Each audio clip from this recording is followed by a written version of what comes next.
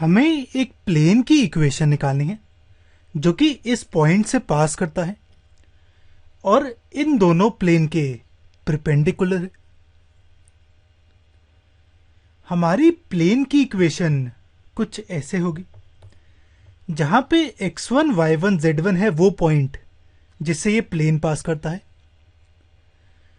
और A B C है direction ratios इस प्लेन के नॉर्मल के। अब गिवन है कि प्लेन पास करता है -1 3 2 से, सॉरी यहां पे पासेज आएगा,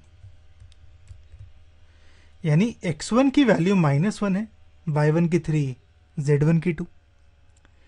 ये वैल्यूज इस फॉर्मूले में पुट करूं तो प्लेन की इक्वेशन कुछ ऐसे आती है।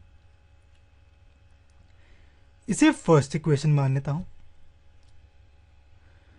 अब यहां पे हमें ए बी सी निकालना है, यानी डायरेक्शन रेशियोज निकालने हैं इस प्लेन के नॉर्मल के।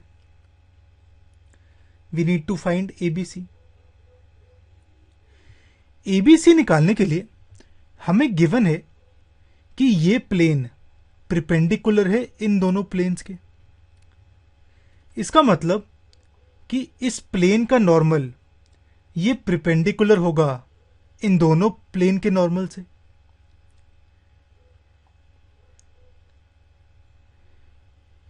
अब हमें पता है कि ए क्रॉस बी परपेंडिकुलर होता है ए और बी दोनों के। तो यहां पे रिक्वायर्ड नॉर्मल जो होगा मेरा, वो होगा इन दोनों प्लेन के नॉर्मल के क्रॉस प्रोडक्ट के इक्वल। तो सबसे पहले हम इन दोनों प्लेन्स के नॉर्मल निकालते हैं। रिक्वायर्ड नॉर्मल कुछ ऐसे होगा मेरा पहला प्लेन है x + 2y + 3z = 5। इसका नॉर्मल निकालने के लिए पहले तो राइट साइड में पॉजिटिव नंबर होना चाहिए। 5 पॉजिटिव है तो कोई दिक्कत नहीं। अब मैं यहां पे मेरा नॉर्मल होगा जो x y z से मल्टीप्लाइड नंबर है वो, तो नॉर्मल आएगा 1i 2j 3 के। तो यहां पे लिखता हूं 1 2 3। ऐसे ही दूसरी प्लेन की बात करूं तो इसकी राइट साइड 0 है तो कोई दिक्कत नहीं। इसका नॉर्मल होगा 3i 3j 1 के, तो यहां पे लिखता हूं 3 3 1। इसे सॉल्व करता हूं तो रिक्वायर्ड नॉर्मल मेरा ये आता है।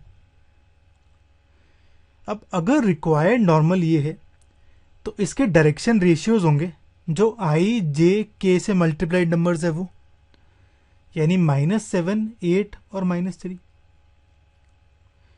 तो कैपिटल A की वैल्यू -7, कैपिटल B की 8 और C की -3। अब यही ABC की वैल्यू इस फर्स्ट इक्वेशन में पुट करता हूं प्लेन की इक्वेशन में। तीनों में K आ रहा है तो K कॉमन आ जाएगा और राइट साइड जाके गायब हो जाएगा। तो मेरी प्लेन की इक्वेशन ये आती है।